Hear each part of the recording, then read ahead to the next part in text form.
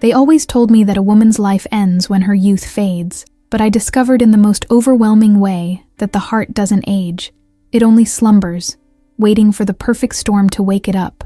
I spent my days surrounded by mirrors in my beauty salon, caring for other women's images, while my own image slowly faded into a pastel shade of resignation and comfortable loneliness. I never imagined that at 60, when I had already accepted the role of a respectable and invisible widow, someone would walk through the door of that establishment and shatter all the mirrors I had built to protect myself. What I'm going to tell you now is not just a story about an older woman and a young woman, but about how love can spring from the most unlikely cracks in the concrete, blooming where everyone said there would only be drought. Before we continue with this account that changed my existence, I want to invite you to subscribe here to the Forbidden Romances channel and turn on notifications. Stories like mine, full of vulnerability and emotional twists, need to be heard so we know we are never alone in our deepest feelings. Leave a like if you believe that love has no age and no rules to happen. My name is Anne, and in the year 2019, I was completing exactly 6 decades of life lived in Boston, following to the letter everything expected of a woman of my social class. I am the owner of Anne's Coiffure, a traditional beauty salon in an upscale neighborhood like Beacon Hill, frequented by the same ladies for over 30 years, where the smell of hairspray and gossip mingled with the aroma of freshly brewed coffee.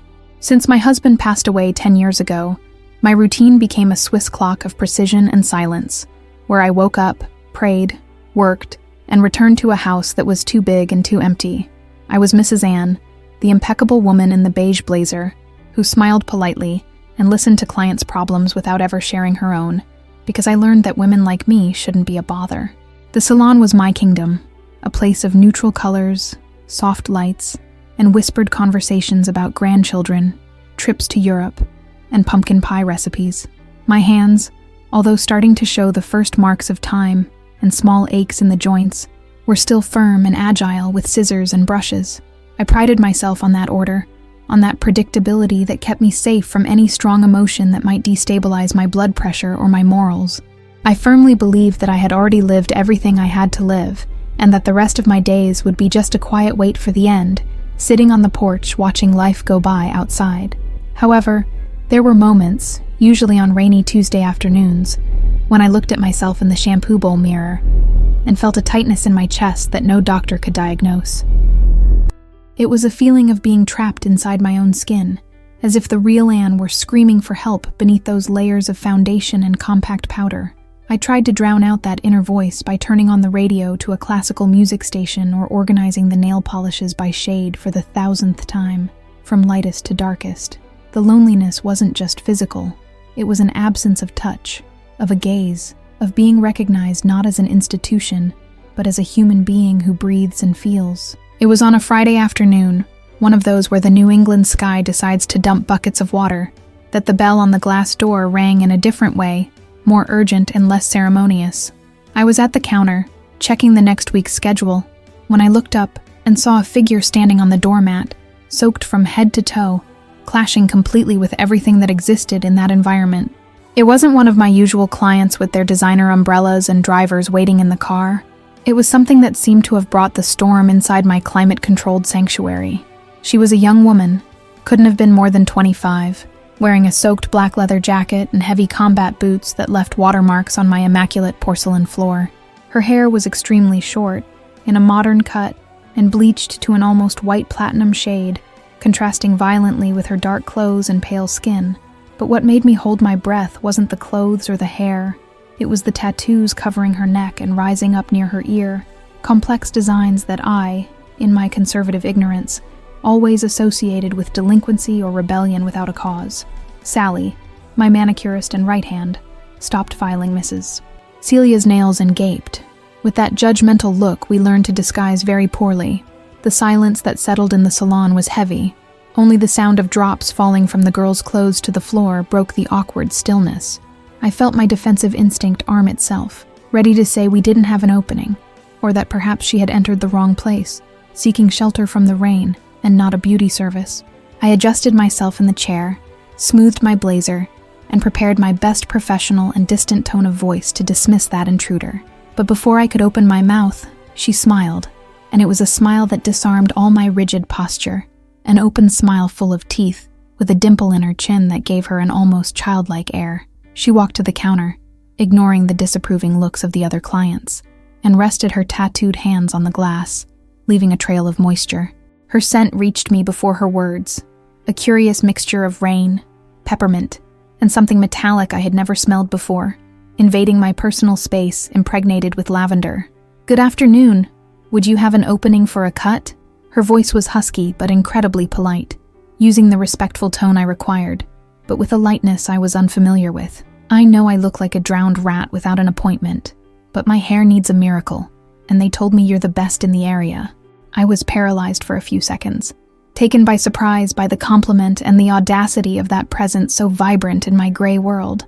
I looked at the open appointment book, which was full of empty spaces on that rainy late afternoon, and then I looked into her eyes, which were a deep and curious brown, analyzing me without a trace of the fear or excessive respect young people usually had for me. My mind screamed to invent an excuse, to send her to look for a younger salon in Cambridge or Alston, but my mouth, betraying my reason, spoke first. "I have an opening now," I replied, my voice coming out a little shakier than I would have liked. "You can sit in chair 3. I'll get a towel for you to dry off before you catch pneumonia." As I walked to the towel cabinet, I felt my heart beating in an irregular rhythm, a mixture of irritation at the mess on the floor and an electric curiosity that made my hands tingle. When I returned and placed the white towel over her shoulders, covering the wet black leather, our eyes met in the mirror. The image was shocking. Me, with my perfect bun and my pearls, next to that tattooed and soaked girl. In that moment, touching her shoulder to adjust the towel, I felt a heat emanating from her skin that seemed to burn the tips of my cold fingers, a silent warning that nothing would ever be the same again. I began the ritual of washing her hair, trying to maintain my usual composure, but my hands seemed not to obey my brain's commands with their usual precision. I settled the girl at the shampoo bowl, and upon removing the heavy leather jacket from her shoulders, felt the smell of tobacco mixed with peppermint invade my nostrils, suffocating the soft aroma of lavender I sprayed in the salon every 2 hours. It was an urban smell, strong, almost aggressive for my aseptic world, but for some reason I couldn't explain. It didn't cause me repulsion, but a dizzying curiosity. As the warm water wet the short platinum strands, I noticed her neck was a painted canvas, with drawings of exotic flowers and phrases in languages I didn't know climbing up her pale skin. I caught myself staring at a small swallow tattooed just below her right ear, wondering why someone would mark their own body in that definitive way. I applied the neutral shampoo, the same one I used on all my conservative clients, and began to massage her scalp, feeling the texture of hair damaged by excessive bleaching. She closed her eyes immediately and let out a long, heavy sigh, as if she were carrying the world on her shoulders and could finally rest for a second. That sound of relief echoed inside me, creating a strange and sudden intimacy between the salon owner and the unknown client who seemed to come from another planet. I was used to hearing complaints about husbands, knee pain, and grocery prices, but that silence of hers was full of meanings I didn't know how to decipher. My hands continued the circular motion, and I felt the tension in her shoulders diminish under my touch, which made me feel strangely powerful and useful. When we finished the wash and I took her to the main chair, I felt the gazes of Sally and Mrs. Celia burning my back like hot irons. I knew exactly what they were thinking, for I myself had thought that many times, seeing alternative young people walking through Boston Common. They saw a threat to good customs, a dirty rebellion, but I, there up close, starting to comb the wet strands, saw only a girl with tired eyes and a surprising gentleness. She looked at herself in the mirror, adjusting the collar of the black t-shirt that left exposed arms covered in more colorful drawings, and smiled at my reflection behind her. I looked away quickly, focusing on the silver scissors in my hand, using my work tool as a shield against that too direct eye contact. "How are we cutting today?" I asked, maintaining the professional and dry tone, trying to re-establish the safe hierarchy between us. "Just the ends to remove the dryness, or does the young lady wish to maintain the current cut?" "You can cut a lot, Mrs. Anne. I want to take off everything that's old," she replied firmly, calling me by name with a naturalness that disarmed me, for I didn't remember introducing myself. "I want to leave the nape really short, really fresh, you know?" I want to feel the wind on my skin when I leave here. I need to change the energy. I furrowed my brow slightly, a habit I had when something went off pattern. For the women who frequented my salon, generally asked to cut just a little bit, and panicked with radical changes. I began to cut cautiously, feeling the texture of the strands falling onto the black protective cape, while she observed my every move with almost scientific attention. The rhythmic noise of the scissors filled the space, but the electric tension between us was almost palpable, as if the air was charged before a summer storm. I wanted to ask about the tattoos, wanted to know what they meant, but my rigid upbringing prevented me from asking personal questions to a stranger. "You don't like them, do you?" she fired suddenly, catching me off guard as I trimmed the ends near her ear. "The tattoos, I mean. I saw you wrinkling your nose when I took off the jacket." I felt my face heat up, a blush of shame that hadn't risen to my cheeks in a long time, for I prided myself on my absolute discretion.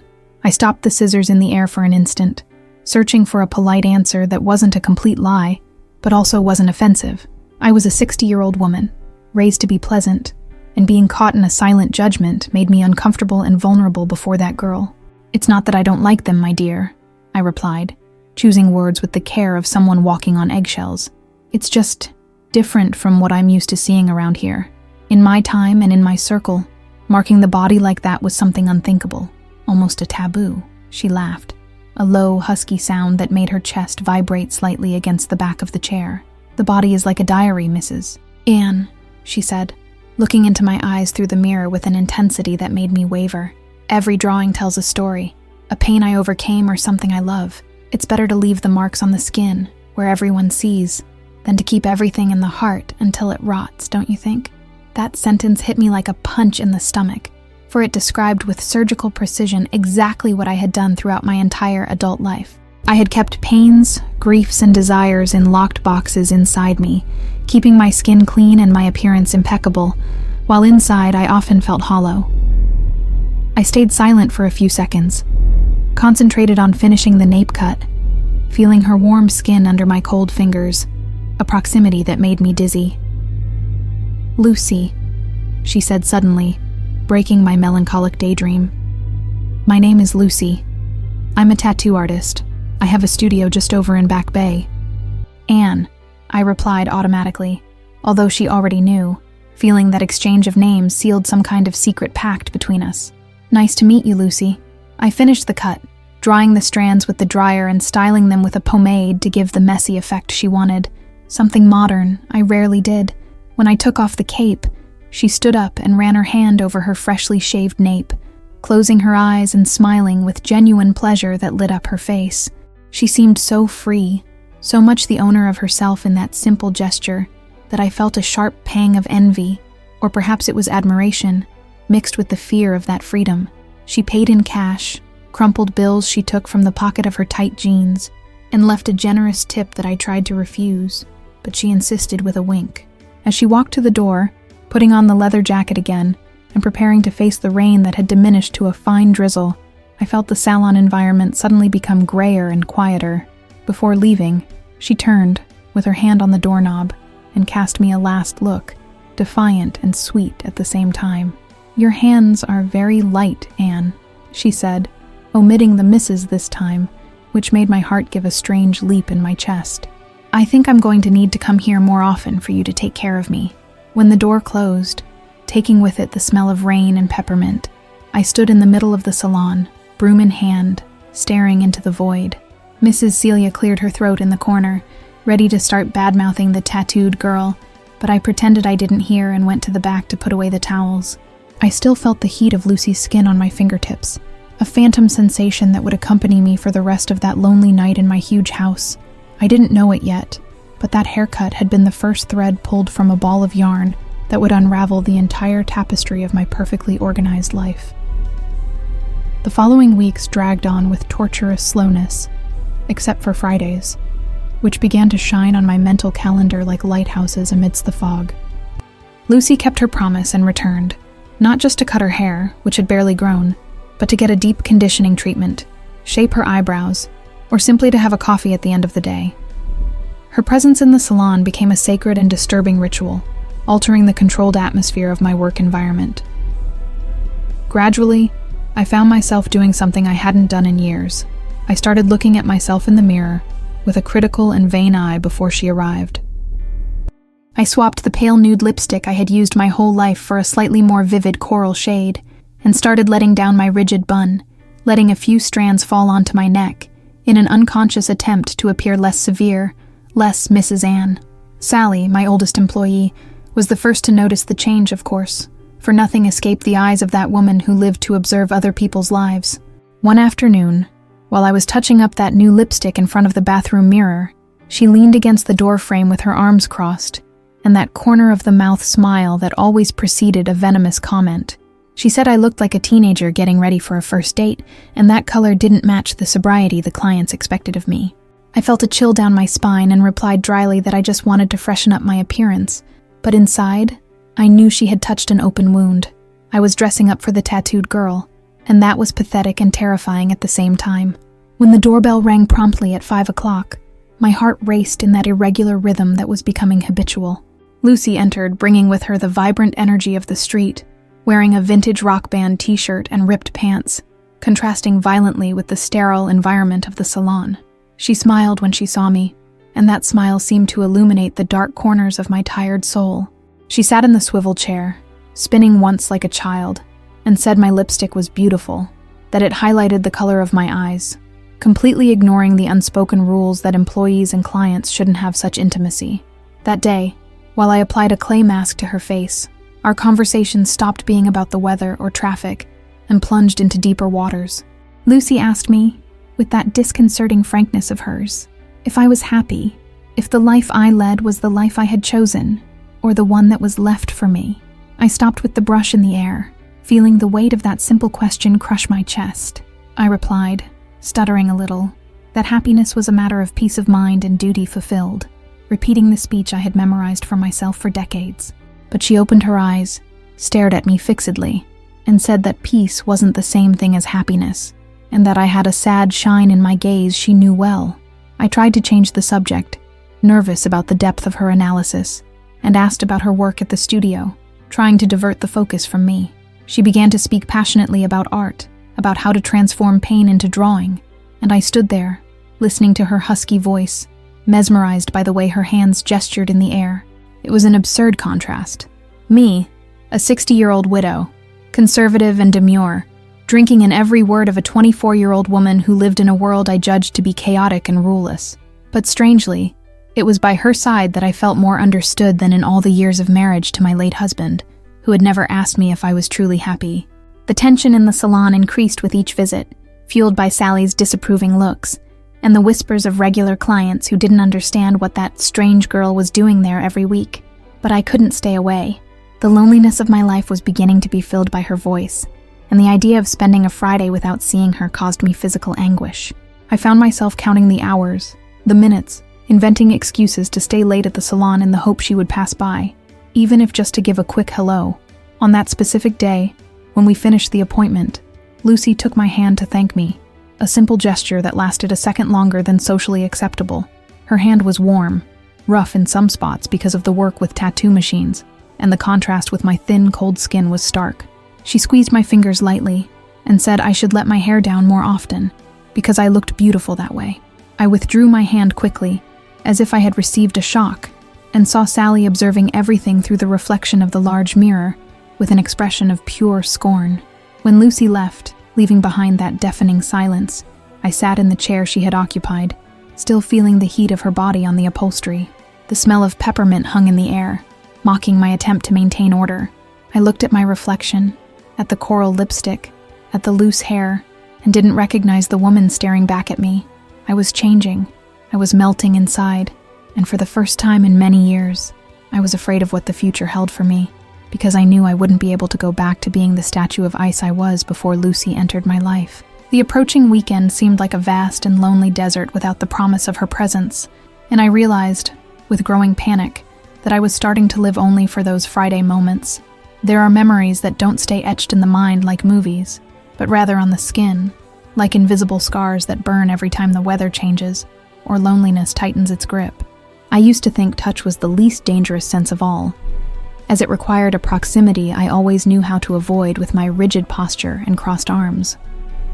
But on that cloudy Tuesday, I learned that a simple brushing of fingers can carry a voltage capable of shutting down reason and igniting instincts I didn't even know still existed inside my aged body.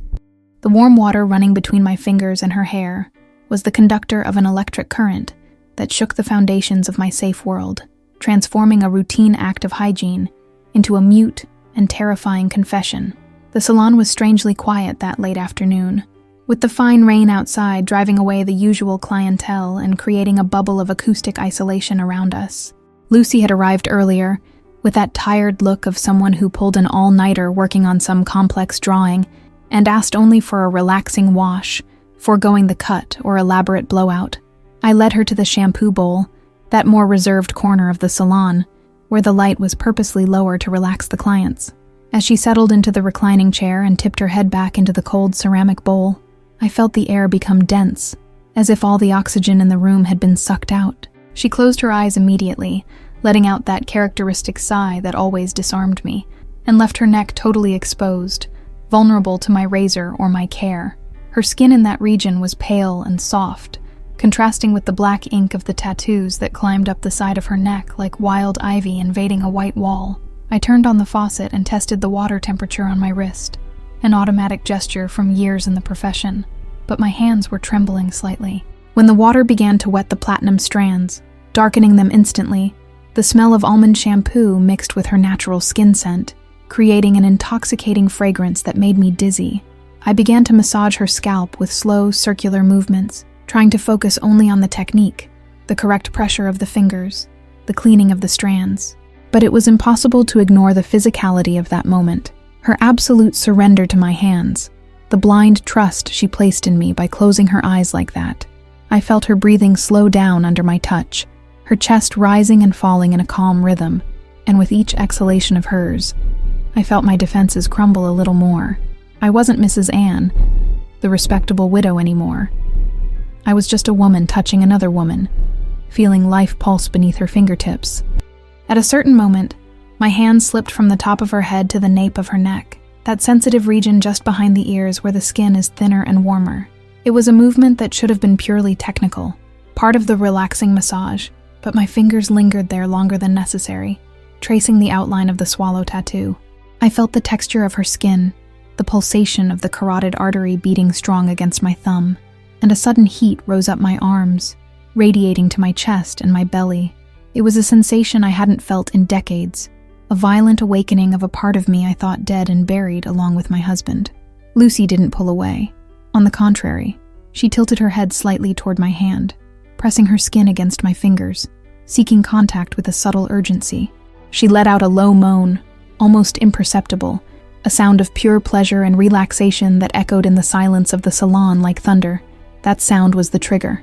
My heart raced in such a way that I feared she could hear the frantic beats through my apron, betraying the chaos settling inside me. The touch ceased to be professional and became, for a fraction of a second, a caress, a forbidden stroke that carried all the weight of my loneliness and repressed desire. Time seemed to freeze, and I stood there, paralyzed, with wet, warm hands holding her nape, looking at her serene, young face under the dim light. I saw her long lashes tremble slightly, her lips parted, breathing the humid air, and I was overcome by overwhelming terror. What was I doing? I was a 60-year-old lady, a potential grandmother, touching a girl who could be my granddaughter with an intention the church would condemn and society would abominate. Shame hit me like a bucket of ice water, mixed with the panic of having crossed an invisible line I didn't even know existed until that moment. I withdrew my hands abruptly, almost letting her head fall back into the bowl unsupported. In a clumsy and rude movement that broke the spell instantly, I turned off the faucet with force, making a metallic noise echo through the empty salon, and grabbed the fluffy towel with unnecessary urgency. I needed to cover that skin, needed to hide her body from my sight, and most of all, needed to hide my hands, which now seemed dirty and guilty. There, all done. My voice came out shrill, cracking, without a trace of the softness I used seconds before. "You can get up, Lucy. I have another client waiting." It was an obvious lie. The salon was empty, but I needed to create a barrier, an urgent physical and emotional distance. I dried her hair with quick, vigorous movements, almost aggressive, without the usual care, avoiding at all costs looking into the mirror where our eyes could meet. I felt my face burning, blood pulsing in my temples, and prayed internally that she hadn't noticed the change in my breathing, the tremor in my hands, the hesitation in my touch. She got up from the shampoo chair a bit dazed by my brusqueness, adjusting the collar of her t-shirt with a confused expression. She looked at me, seeking to understand what had happened, why the atmosphere of intimacy had turned to ice so suddenly. I turned my back, pretending to organize shampoos on the shelf, my hands shaking so much I dropped a bottle on the floor, the dry noise of plastic hitting the floor increasing my embarrassment. "Are you okay, Anne?" she asked, voice concerned, taking a step toward me. "Did I do something wrong? You seem nervous." "It's fine. It's just tiredness," I replied, without turning, hugging my own body, as if I felt cold. "Please, go to the chair so I can finish drying. I want to close the salon early today." The rest of the appointment was done in an awkward and painful silence, where I kept a safe distance, using the hairdryer as a weapon to ward off any possibility of conversation. When she finally left, with her hair still half damp because I rushed her, I locked the door and slid my back down the wall to the floor, crying like a frightened child.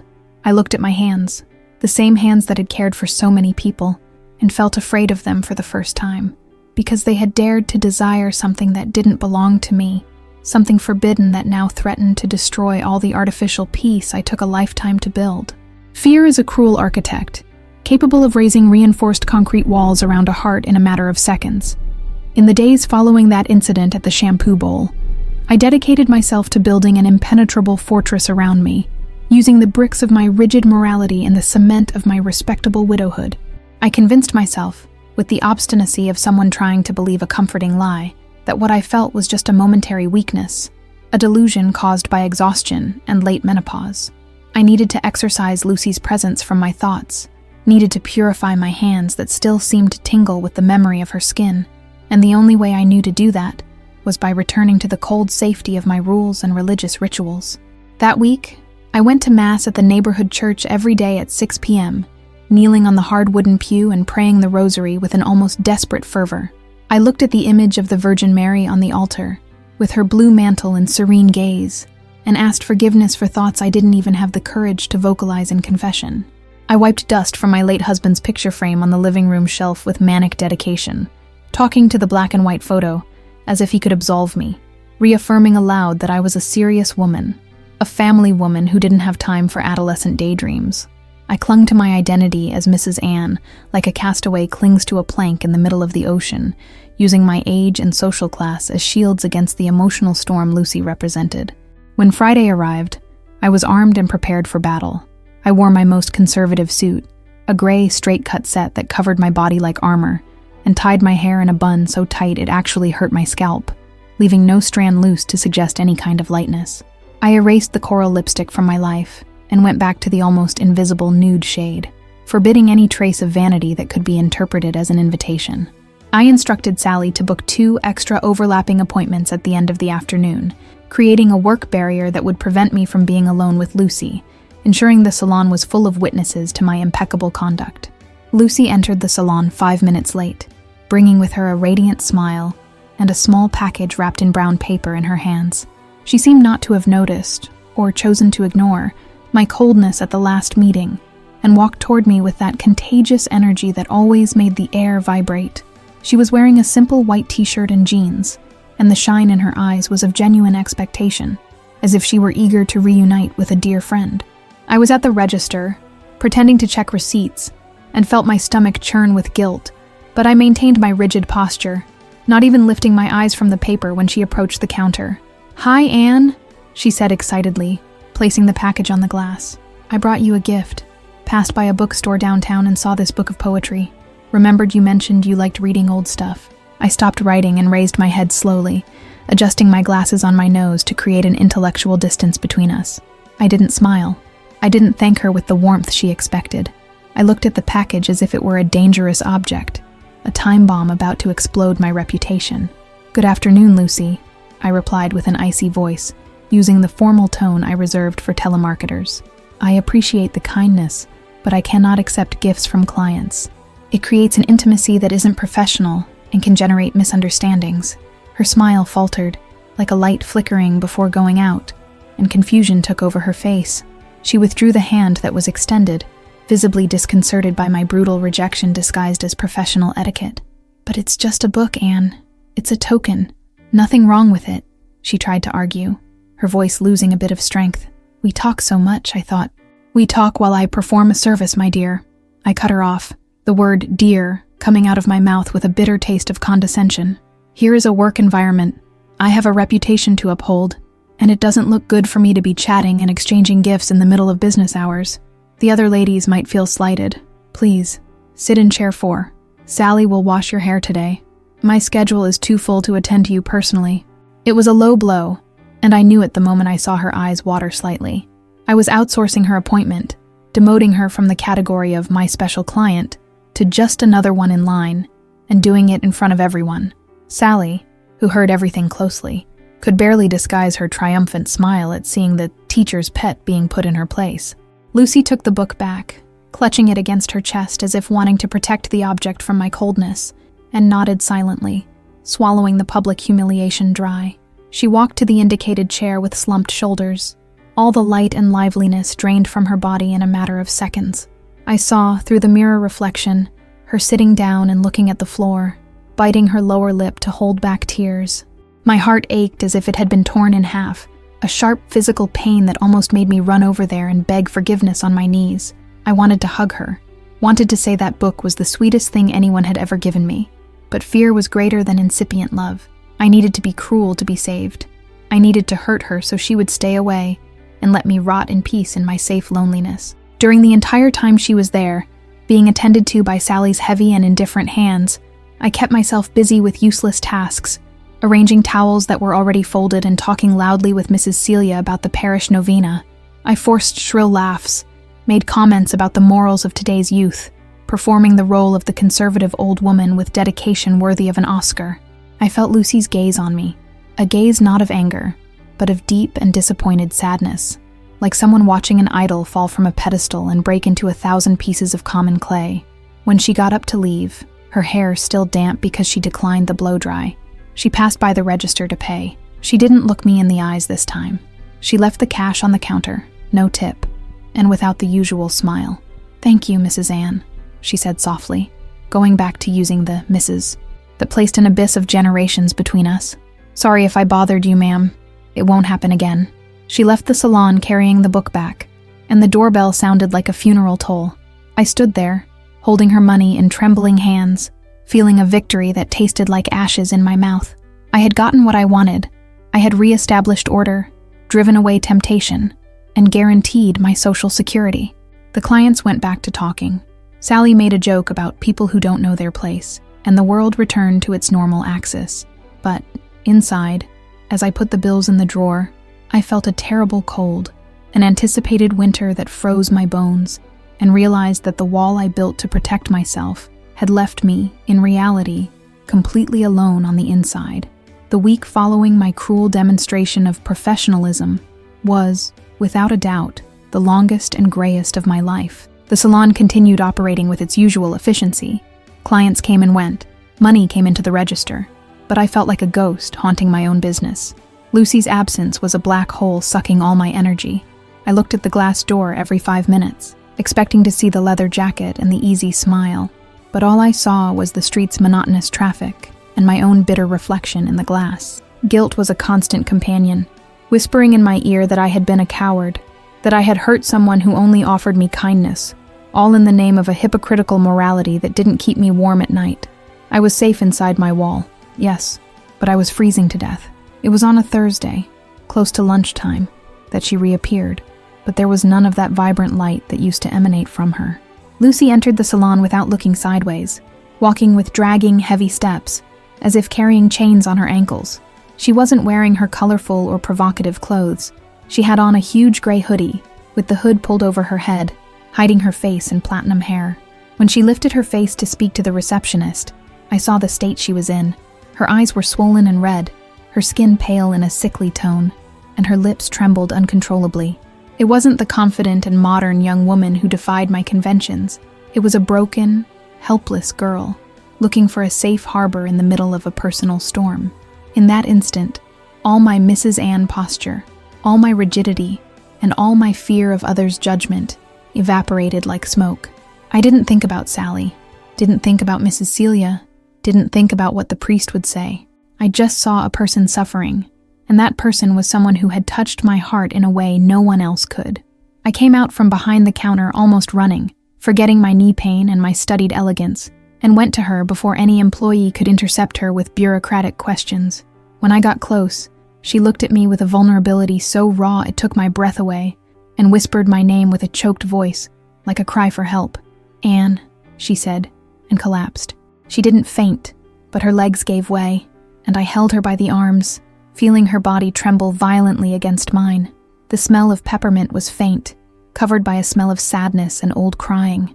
The clients stopped talking, hair dryers were turned off, and curious and malicious silence settled again. But this time I didn't feel shame. I felt protective anger, a lioness defending her cub. I wrapped my arm around her waist, supporting the weight of that thin body, and looked at the salon with a fierce gaze that dared anyone to make a comment. "Sally, bring a glass of sugar water to the break room now," I ordered with a commanding voice that admitted no replies. "The rest of you, get back to work. There's nothing to see here." I guided Lucy to the small break room in the back of the salon, the only place where we would have privacy, away from mirrors and judgmental eyes. I sat her on the yellow plastic chair and knelt in front of her, ignoring that it would dirty the hem of my expensive linen pants. I held her cold hands between mine, trying to transfer some of my warmth, and started speaking softly, words without much meaning, just comforting sounds, like soothing a frightened child. She cried copiously, a sobbing, painful cry, hiding her face in her tattooed hands, ashamed to show me her weakness after being rejected by me days before. "Calm down, child. Calm down," I said, smoothing her arms over the thick hoodie. "Breathe deep. You're safe here. No one will hurt you. Tell me what happened, for the love of God." It took a few minutes, and many sips of sugar water, until she managed to articulate words. And when the story came out, it came loaded with a familiar pain that cut my heart. She told me that her mother, who lived out of state, and hadn't spoken to her for 2 years because of her lifestyle and sexual orientation, had called that morning. Lucy thought it was a reconciliation, but it was just to notify that her grandmother had passed away and that she, Lucy, was forbidden from going to the funeral. The mother said she didn't want the family shame staining the matriarch's farewell, that she wasn't welcome in death, nor in their lives. I listened to that and felt a lump in my throat, a mixture of indignation and compassion. I, who so often judged the different, was there facing the real consequences of that judgment. That girl, who seemed so strong and independent with her tattoos and combat boots, was deep down a rejected daughter, yearning for a motherly love that was denied to her by prejudice. The irony of the situation didn't escape me. I, the conservative one, was being the only lap available for the black sheep. And in that moment, I understood that love and character have nothing to do with appearance or social rules, but with the capacity to embrace another's pain. "She said I'm an aberration, Anne," Lucy sobbed, lifting red eyes to stare at me, "that God will never forgive me for being who I am. And the worst is that sometimes I believe her. I feel so alone in the world." Without thinking twice, moved by an impulse that came from my gut, I stood up and pulled her into a hug. It wasn't a polite condolence hug. It was a tight hug, where I wrapped her head against my chest, letting her wet my silk blouse with her tears. I stroked her short hair, kissed the top of her head, smelling her scent, and whispered promises that she wasn't an aberration, that she was beautiful, talented, and loved. Yes, loved. The word came out of my mouth before I could filter it, but it was the purest truth. I loved her. Maybe not as a mother, maybe not just as a friend, but with an intensity that scared and liberated me at the same time.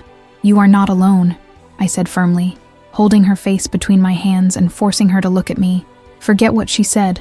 Bitter people don't know God's will. You have me. Do you hear? I am here. I was a fool the other day. I was rude to you out of fear, but I am here now, and I'm not leaving." Her eyes widened a little with my confession and the intensity of my promise. She stopped crying gradually, focusing on my face, on my mouth, searching for truth in my words. The proximity there, in the cramped break room smelling of coffee grounds, was electric. but it wasn't sexual in that moment. It was an intimacy of souls recognizing each other in loneliness. She snuggled into my hug again, sighing deeply, and I felt her body relax against mine, trusting me fully, despite everything I had done. We stayed there hugging for a time I couldn't measure, while the world outside kept turning without us. Sally must have found the delay strange. Clients must have been complaining, but I didn't care. I was holding Lucy, and for the first time in years, I felt absolutely useful and alive. I realized my coldness wasn't a virtue, it was a prison, and that crying girl in my arms had just given me the key to leave the cell. I didn't know what we would do next, but I knew I couldn't pretend she was just a client anymore. She was my rescued humanity, and I would take care of her, whatever the cost. When she finally pulled away, wiping her face with the back of her hands and trying to smile a weak, ashamed smile, I held her hand and didn't let go. "Let's get out of here," I said, surprising myself. "The salon can wait. I'm going to take you to get something to eat. You need to calm down, and I need to breathe fresh air. I'll ask Sally to close out the register today." The shine of surprise and gratitude in Lucy's eyes was worth more than any compliment I had ever received in 60 years of life. I took off my apron, grabbed my purse, and, hand in hand with her, a scandalous gesture I made a point of maintaining until the street door, I left my kingdom of mirrors to enter real life, willing to face any storm by her side. Walking down the street hand in hand with Lucy, in broad daylight, was an act of silent rebellion that made my heart beat in my throat with every step.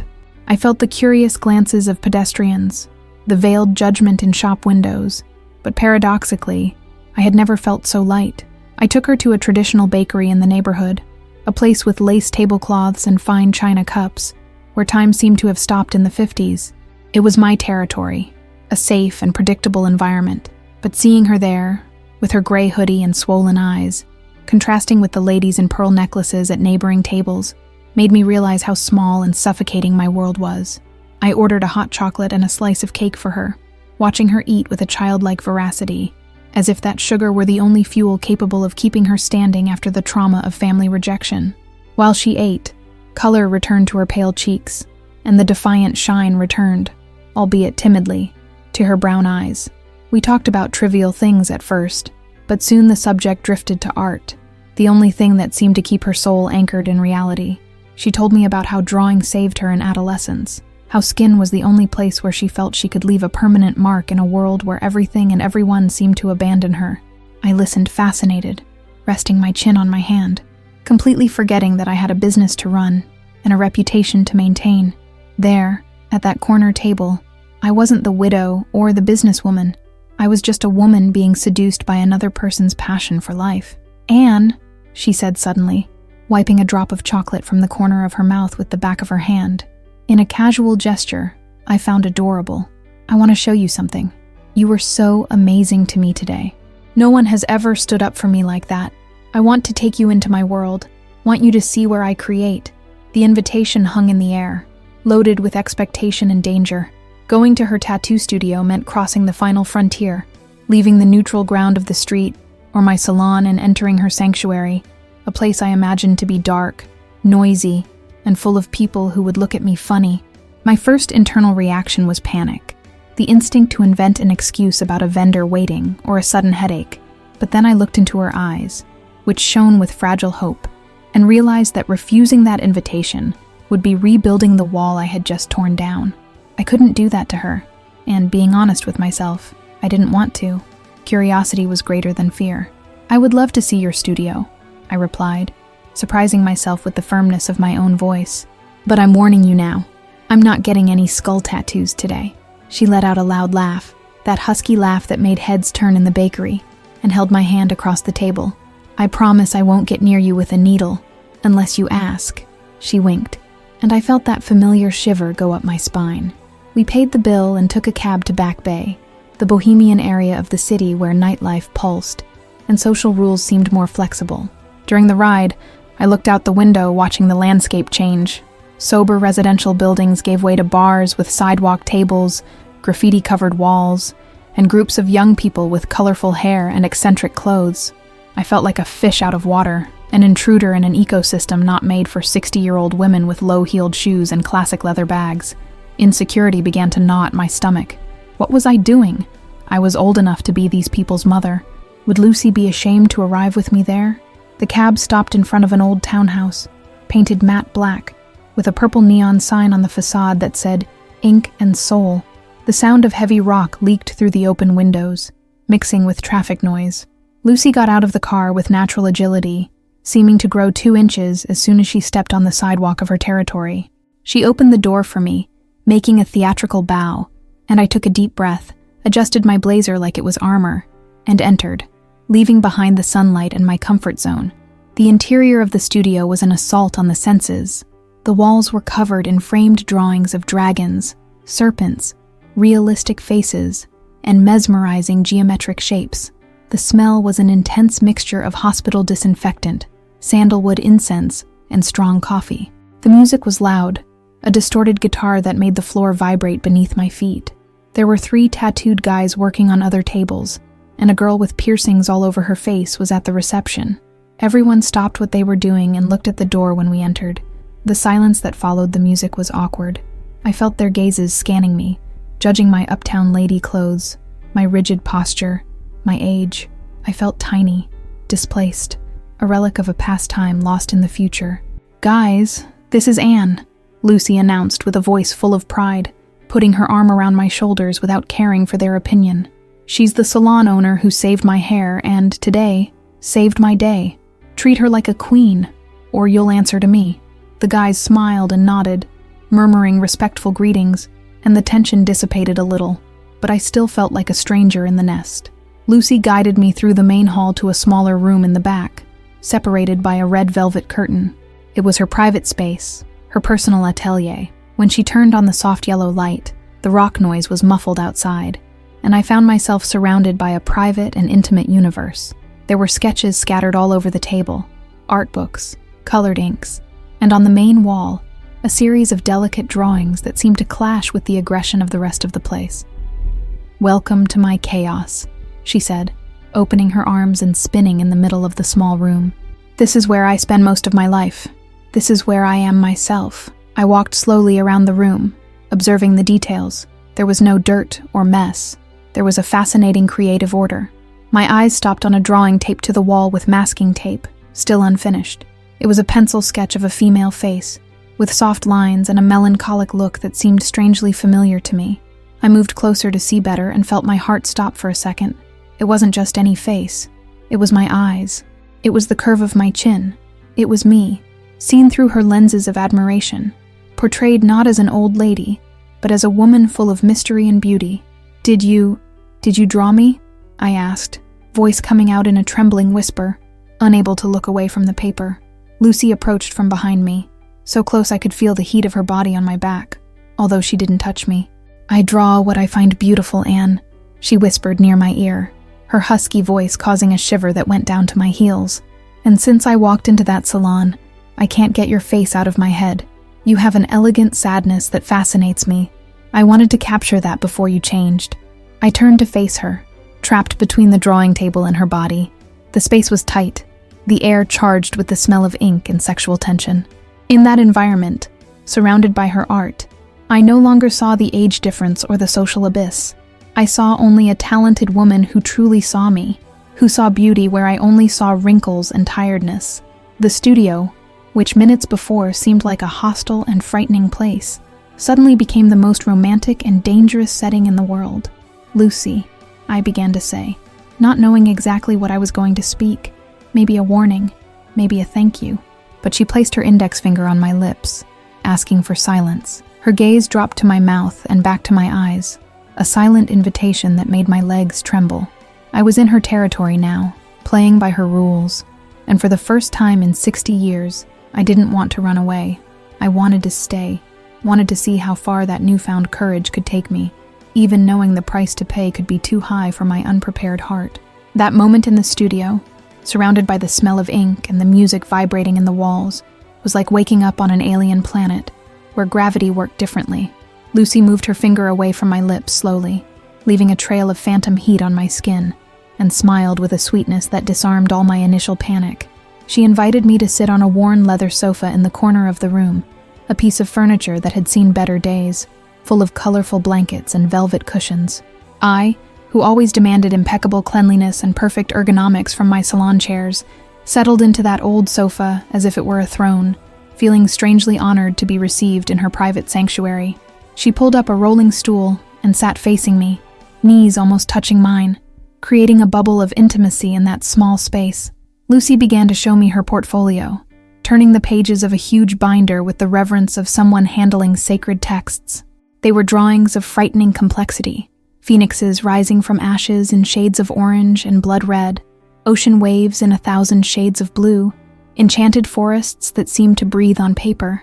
As she explained the meaning of each color, each line, I felt myself shrinking inside my own history, realizing how much my life had been a long road paved in shades of beige, gray, and white.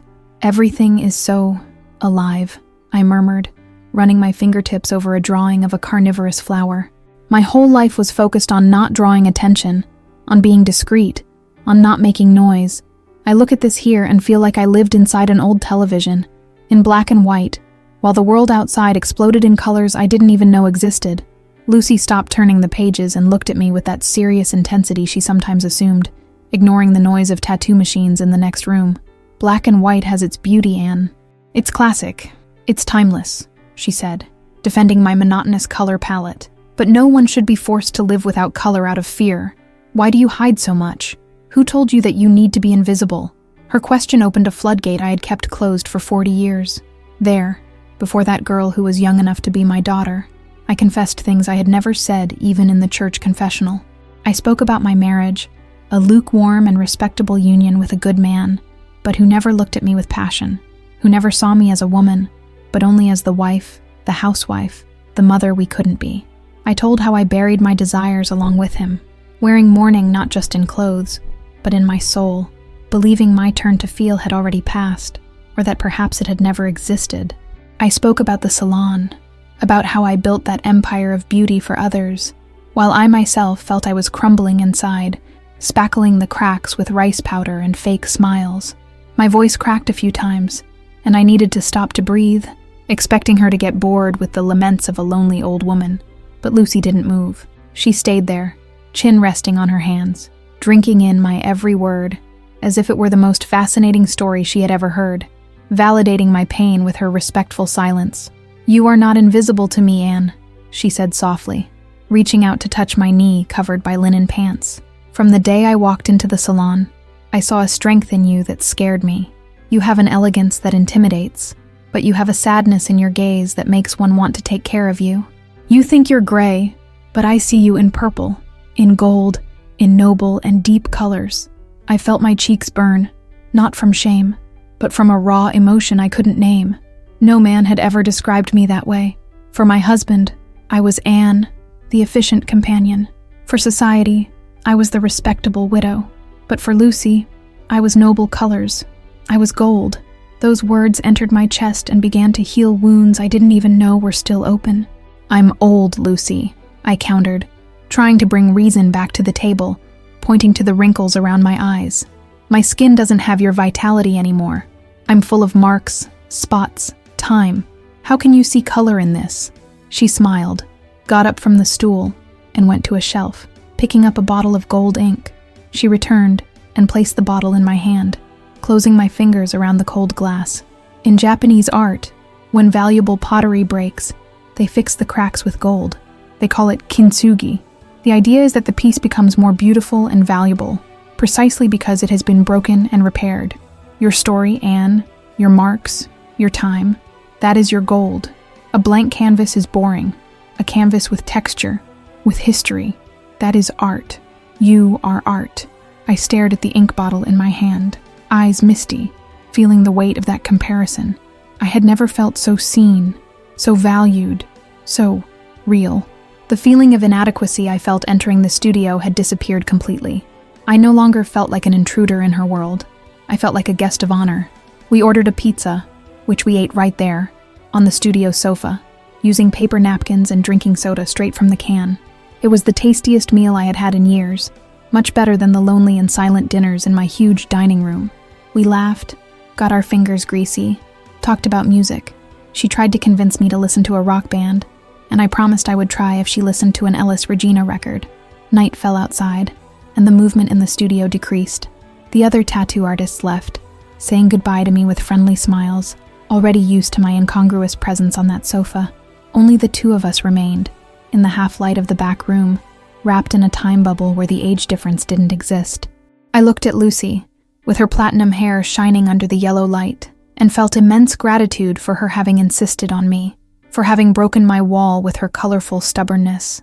But, in the back of my mind, a small insidious voice began to whisper danger warnings. I knew that moment was fragile, that the world outside, my neighborhood, my church, Sally, wouldn't see that scene with Lucy's poetic eyes. I knew we were walking on very thin ice, and that at any moment reality could come to collect the price of that clandestine happiness. When I got up to leave, it was past 10 at night. Lucy insisted on calling a car for me and waiting with me on the sidewalk until it arrived. The night air was cold, and I hugged myself, missing the warmth of the studio. Before getting into the car, she held my hand one last time and kissed my palm, a chivalrous and intimate gesture that made my whole body shiver. "Thank you for coming to my world, Anne," she whispered. "Hope you saw it doesn't bite." "It doesn't bite," I replied, smiling sadly as I got into the car.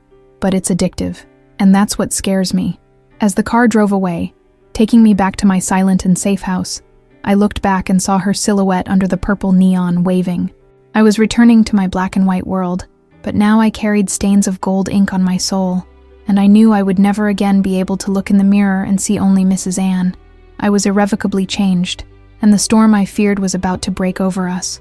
Happiness is an iridescent soap bubble, beautiful, floating, and desperately fragile against the sharp needle of reality. In the days following my visit to the studio, I lived in a state of suspension, walking the streets of Boston with a silly smile on my face, and the memory of the smell of ink and coffee impregnated in my olfactory memory. I found myself humming songs Lucy recommended while organizing towels, and even bought a purple scarf to tie around my neck, a small secret homage to the color of her studio's neon. I felt invincible, protected by that golden secret we carried, naively believing that the world outside wouldn't dare touch our sacred connection. But the world outside has eyes, ears, and sharp tongues, especially in a neighborhood where tradition is the most valuable currency. The bubble burst on a Wednesday morning, brutally and silently, like a cancer revealing itself suddenly. Mrs. Celia was in the manicure chair, reading a gossip magazine, when she released the poison with the casualness of someone commenting on the weather forecast. She said, without looking me in the eye, that a neighbor had seen me entering a druggy den in Back Bay, accompanied by that strange girl, and that people were starting to comment that the widow of the respectable Dr. Albert was losing her mind, or worse, her morals. Blood drained from my face so fast I needed to lean on the counter not to fall. The entire salon seemed to spin. Sally stopped filing the nail, other clients lowered their voices, and I felt the crushing weight of 30 years of immaculate reputation crumbling over my head. It wasn't just gossip, it was a social sentence. In that circle, insinuation was worth more than truth, and the idea of being the subject of the parish lady's tea, of being pointed at in the street as the old pervert hanging out with tattooed girls, caused me visceral panic that paralyzed my lungs. Fear of judgment, that monster I thought I had defeated on Lucy's leather sofa, returned roaring, 100 times bigger and hungrier. I tried to change the subject, stammered a flimsy excuse about having gone to solve a problem with a distant niece, but Mrs. Celia's scornful look made it clear she didn't believe a single word. She said she would pray for me, for the devil uses the most seductive forms to tempt lonely souls. That phrase hit me like a slap. Devil. She was calling Lucy, the girl who drew flowers and gave me hot chocolate, a devil. But instead of defending Lucy, instead of shouting that they knew nothing about love or art, I fell silent. I shrank. I let fear win. That afternoon, when Lucy appeared at the salon door, radiant, holding a new sketchbook to show me, I was no longer the Anne who had drunk soda in the studio. I had gone back to being Mrs. Anne, the ice statue, but now reinforced by abject terror. I intercepted her before she could enter and greet anyone, blocking the door with my body, as if her presence would contaminate the purified air of my establishment. "We need to talk," I said, voice hard and shaky, without a trace of affection. "But not here. Let's go to the corner." Lucy noticed the change in my aura immediately. Her smile withered, and she followed me in silence to a spot further down the sidewalk, where traffic noise would cover our conversation. I couldn't look at her. I fixed my eyes on a blind spot on the asphalt, crossing my arms over my chest in a defensive posture, trying to shield my heart against the pain I was about to cause. "What happened, Anne?" she asked, trying to touch my arm, but I stepped back, fleeing her touch as if it were fire. "You're pale. Did something happen with the salon?" "It's not the salon, Lucy. It's all this. It's this madness." I gestured vaguely between the two of us, the word coming out with a taste of bile. "People are talking. They're commenting. I can't live like this, being the punchline for the whole neighborhood. I have a history here. I have a name." She looked at me incredulously, as if I were speaking a foreign language. "So what if they're talking? Let them talk. We're not doing anything wrong. We like each other. What's the crime in that?" "You don't understand." I raised my voice, desperate. "You're young. You live in this modern world where everything is allowed, where there are no rules. I'm 60 years old, Lucy. 60. I'm old enough to be your grandmother. This is ridiculous. It's grotesque. What was I thinking? That I could play teenager now?" I saw tears well up in her eyes, but this time she didn't cry from sadness. She cried from anger. "Don't use your age as an excuse for your cowardice, Anne," she countered, voice steady despite the crying. "This has nothing to do with age. It has to do with you being ashamed of who you are. It has to do with you preferring to be unhappy and respectable than happy and real." "I prefer my peace," I lied, shouting to drown out the truth she threw in my face. "I prefer my quiet life, without scandals, without crooked looks. You're a girl, Lucy. Soon you'll find someone your age, someone from your world, and you'll forget the old lady from the beauty salon. But me? I'll stay here, alone, dealing with the shame. I never saw you as old. I saw you as a woman," she said, and that phrase hurt more than any insult. "But now I'm seeing a small woman. I thought you were brave, Anne.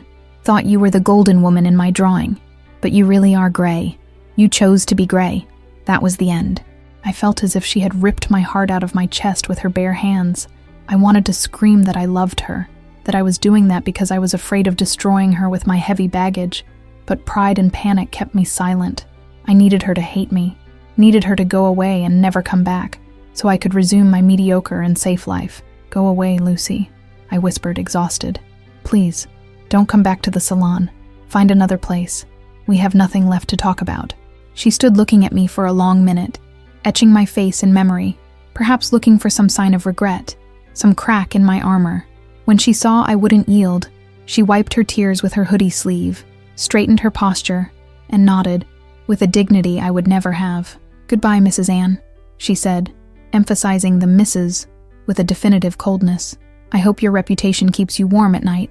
She turned her back and walked down the street, without looking back, taking with her all the colors of my world. I stood there, stopped on the busy corner of Boston, watching the only true thing that happened to me in years walk away and disappear into the crowd. When I returned to the salon, Mrs. Celia smiled at me, approving my firm stance, and I smiled back, feeling the taste of blood in my mouth from biting my tongue so hard not to scream. I had saved my reputation. I had guaranteed my place in the church pew and in the neighbors' respect. But, as I entered my kingdom of mirrors, I knew I had just murdered my own soul. Winter arrived early that year, not on the streets of Boston, but inside my chest, freezing every inch of hope I had cultivated in the last months. The salon returned to its impeccable routine, without the disturbance of that young, colorful presence, and the silence that settled was so heavy, it seemed to have physical mass, pressing my shoulders down every hour of the day.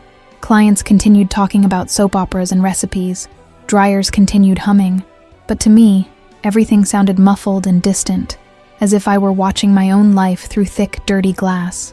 I had recovered my peace, as I had screamed I wanted, but I discovered in the worst way that peace without joy is just a pretty name for death in life. Mrs. Celia and the other parish ladies congratulated me subtly in the following weeks, with pats on the back and conspiratorial smiles, saying how I seemed more centered and how good it was to see I hadn't been led astray by bad influences. Every compliment from them was like a splinter entering my skin, for I knew their approval was built on the ruin of my happiness. I smiled, thanked them, served coffee, but inside I felt constant nausea, a repulsion for that hypocrisy I myself fed for 60 years. I had become the queen of the masquerade ball, the sovereign of a kingdom of appearances, but my throne was cold and lonely. Lucy's absence wasn't just a void, it was a phantom presence that haunted me in every corner of the salon. I looked at chair 3 and saw her shape laughing, felt the phantom smell of peppermint mixed with hairspray, heard her husky voice daring me to be more than just a widow. I tried to focus on work, cutting hair, mixing dyes, but my hands, once so firm, now seemed heavy and clumsy, as if they had lost inspiration along with her. I stopped using the coral lipstick, went back to pinning the bun with extra bobby pins, and every time I looked in the mirror, I saw Lucy's prophecy coming true. I was gray, faded, an old photograph forgotten in a drawer. Time, which beside her flew like a bird, now dragged like a perpetual sentence. Days merged into one another in a grayish mass of mediocrity, and I began to feel the weight of my age in a way I had never felt before. My joints hurt more, my step became slower, and I felt a tiredness no sleep could cure, because it wasn't a tiredness of the body, it was a tiredness of the soul. I had aged 10 years in a single month away from her, as if her vitality was the only thing keeping me young, and, without it, I was withering rapidly. Nights were the cruelest moment, when the big empty house became an echo of my mistakes. I lay in my double bed, on the side that was always mine, and stared at the dark ceiling, feeling the cold of the sheets no one else touched. I tried to pray, take the rosary and recite Hail Marys as I always did, but words stuck in my throat. How could I ask God for peace if I had expelled the love He placed in my path? I began to question if the sin was loving someone of the same sex, or if the true sin was rejecting such a pure feeling for fear of what neighbors would think. The theology of fear, which sustained me my whole life, began to crumble before the theology of affection Lucy taught me without knowing. One rainy afternoon, very similar to the one we met, I found myself standing in front of a bookstore window, looking at a book of poetry on display. The memory of the gift I rejected with such rudeness hit me with the force of a punch. I remembered her face, the disappointment in her brown eyes, the way she protected the book against her chest as if protecting her own heart. I was cruel. I was petty. I was exactly the type of person I claimed not to be. The shame I felt now wasn't for being with a younger woman, but for having been so small, so cowardly before the greatness of what she offered me. I entered the bookstore like a sleepwalker and bought the book, the same title she tried to give me. I took it home and spent the night reading, crying over the pages, imagining her voice reciting those verses to me.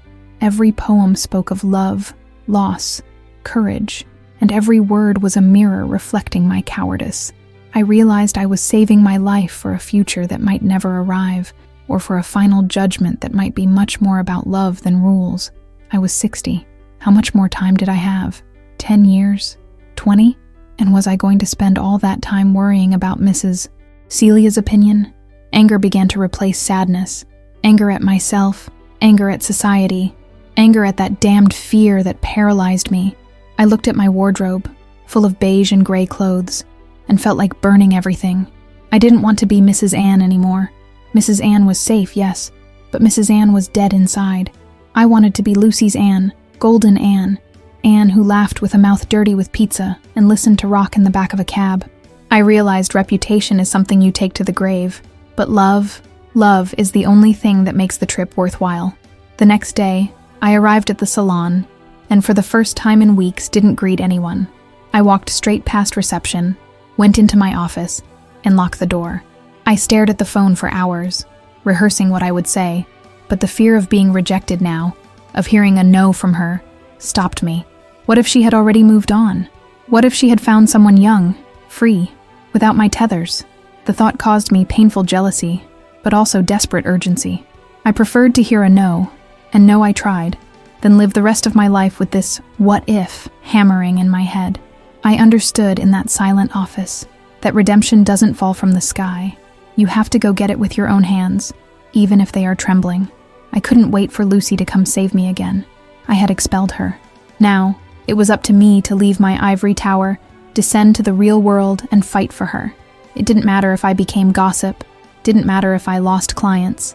The only thing that mattered was that I didn't want to spend another winter without her warmth. I got up from the chair with a determination that made my knees stop hurting. I grabbed my purse, took off the beige blazer and threw it over the back of the chair, staying only in a lighter silk blouse.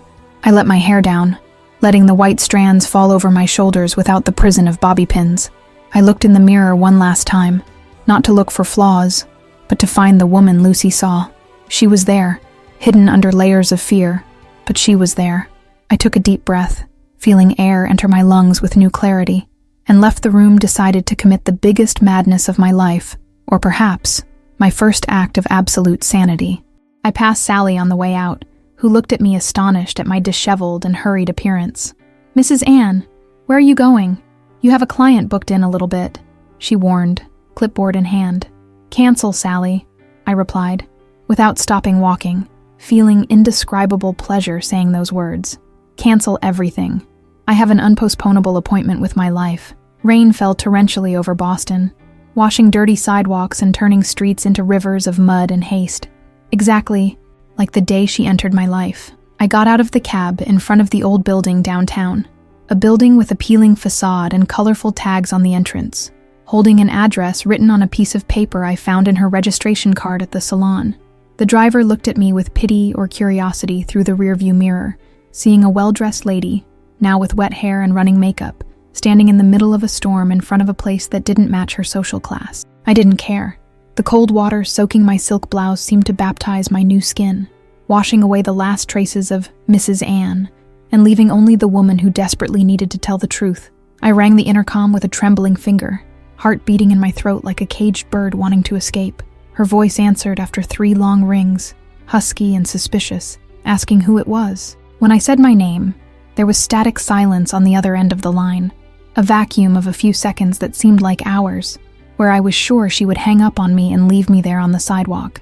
But then, the electric buzz of the lock sounded, releasing the heavy iron door. I pushed the gate and entered the dark hall smelling of mold and old wax, climbing the 3 flights of stairs on foot because the elevator was broken, feeling my legs burn, not from fatigue, but from pure adrenaline I was unfamiliar with. When I reached the 3rd floor, the door to apartment 302 was already ajar. Lucy was standing in the doorway, wearing a baggy t-shirt and sweatpants, barefoot on the old hardwood floor. She looked thinner, with deep circles under her brown eyes, staring at me with a mixture of surprise and defensive caution. She didn't smile. She crossed her arms over her chest, creating that physical barrier I knew so well, and waited for me to speak, to explain why I was there, wet and panting, invading her refuge after having expelled her from my life. "What do you want, Anne?" she asked, voice cold, without inviting me in. "Come to bring some more moral lessons, or come to tell me my existence is disrupting business on your street?" I swallowed dry, feeling the taste of rain and tears mixing on my face.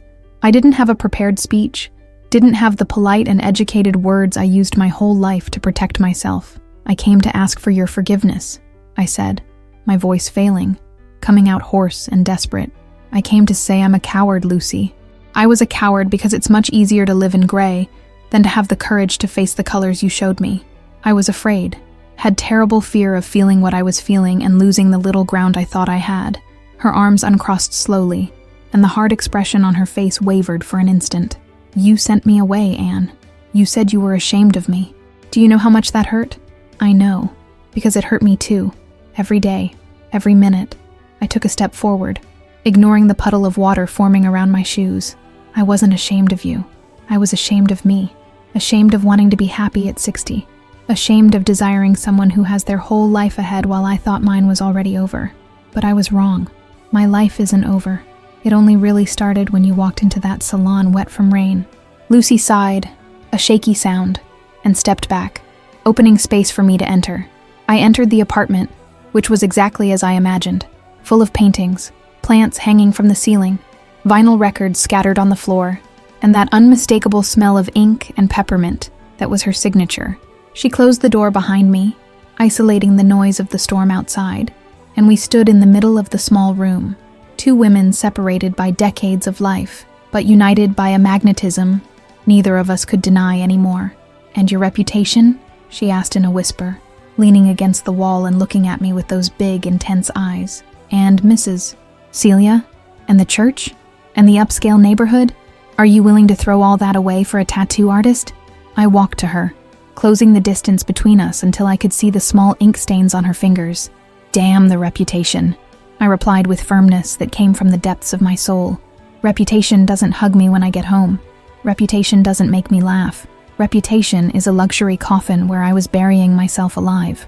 I prefer to be the gossip of the week in their mouths than spend one more day without looking at you. I trade it all, Lucy. Trade false peace for true war, if it's to fight by your side." She looked at me for a long moment, searching for any trace of doubt in my eyes, but found none. Gradually the ice melted, her face softened, and I saw the sweet girl who brought me a book of poetry resurface from behind the defense mask. She pushed off the wall and took a step in my direction, lifting a hesitant hand to touch my wet face. Her touch was hot, electrifying, and I closed my eyes, leaning my head against her palm, surrendering completely.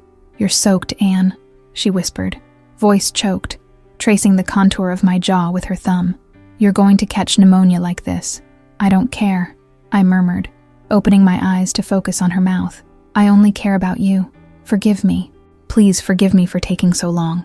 I could never stay angry at you," she confessed, moving even closer until our bodies were inches apart. "I just got sad because I saw the gold in you, and it hurt to see you trying to cover yourself in gray again." There were no more words after that, because they became useless. Lucy held my face with both hands, looking at me with adoration that made me feel like the most beautiful woman in the world, despite my wrinkles and disheveled hair. She leaned in slowly, giving me time to retreat if I wanted, but I didn't retreat. I leaned forward, craving that contact like someone seeking air after being submerged too long. When her lips touched mine, the world stopped. It wasn't a teenage soap opera kiss. It was a reunion kiss. Slow, deep, and salty from our tears.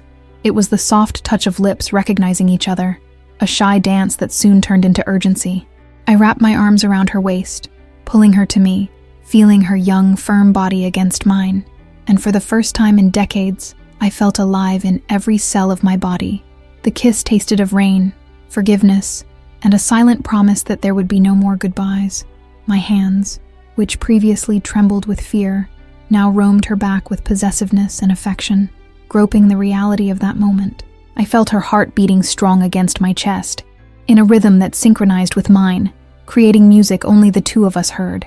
All the noise of the world outside, all judgments, all social rules, everything disappeared in that embrace.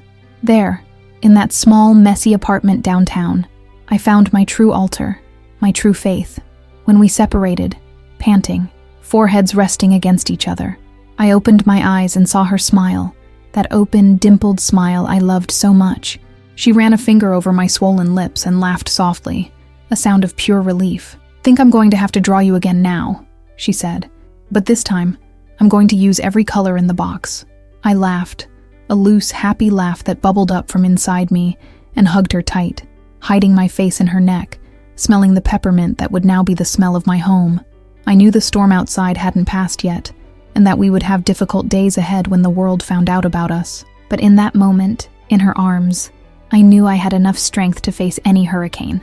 I had been saved from my perfect loneliness, and redemption didn't come from a prayer or penance, but from a kiss on a rainy afternoon. The next day dawned with a pale sun trying to pierce the gray Boston clouds, but for me, the light seemed to have a clarity I hadn't seen in decades. Waking up and smelling coffee being brewed in my kitchen, mixed with that peppermint aroma I now knew belonged to Lucy's skin, was an almost religious experience. I was no longer alone in my big silent house. There was life. There was the sound of dishes clattering. There was someone humming an unknown song in the living room. I looked at myself in the bathroom mirror, without makeup, with pillow marks on my face and disheveled white hair, and for the first time, I didn't see an old lady trying to hold back time. I saw only Anne, a woman who had just decided to live. The decision not to hide was made over breakfast, between kisses tasting of toast and nervous smiles. I knew returning to my salon hand in hand with Lucy would be like throwing a stone through the glass pane of the neighborhood's traditional society, but I had already lived too long afraid of shards. We put on our armor, she with her leather jacket and I with a navy blue dress, a color I hadn't worn in years. When we parked the car and walked down the sidewalk, I felt gazes burning our backs, saw neighbors' curtains moving, but the firm touch of Lucy's hand in mine kept me upright and proud. Entering Anne's coiffure, That day was a political act. The silence that settled when we passed through the glass door was absolute, almost palpable. Sally stopped with the brush in midair. The receptionist widened her eyes, and Mrs. Celia, who unfortunately was there touching up her roots, dropped her magazine in her lap. No one said anything, but the atmosphere screamed scandal. I didn't let go of Lucy's hand. I walked to the center of the salon, took a deep breath, and greeted everyone with a sonorous and vibrant "Good morning," daring anyone to say something disrespectful. I saw shock in their eyes, not just because we were together, but because I no longer looked like the sad, contained widow. I radiated a happiness that offended them. The days that followed were of a necessary and painful cleansing in my social and professional life. Mrs. Celia and some other more conservative clients canceled their appointments and never returned, spreading malicious rumors through the parish. At first, seeing the schedule with holes scared me. Fear of bankruptcy haunted my thoughts. But Lucy, with her young wisdom, told me we were just making room for the new, and she was right. Gradually, a new clientele began to emerge. Freer women, young people who admired my classic technique but wanted a judgment-free environment, and even friends of Lucy who brought color and loud laughter to my beige sanctuary. Lucy's integration into my home was a slow and deliciously chaotic process. Suddenly, my solid wood furniture and Persian rugs began to coexist with her sketchbooks, with combat boots left in the entrance hall, and with a collection of fun mugs in my glass cabinet. The visual contrast was stark, but that was exactly what made everything so beautiful. The house ceased to be a museum of memories of a lukewarm marriage to become a living home, where we listened to old rock and classical music on the same playlist, and where dinner wasn't always served at the formal dining table, but sometimes on the living room rug, with cheap wine and deep conversations. My relationship with faith also changed, or rather, matured. I continued going to church, to the amazement of many, because I understood that God is love, and that my feeling for Lucy wasn't sin. It was a miracle.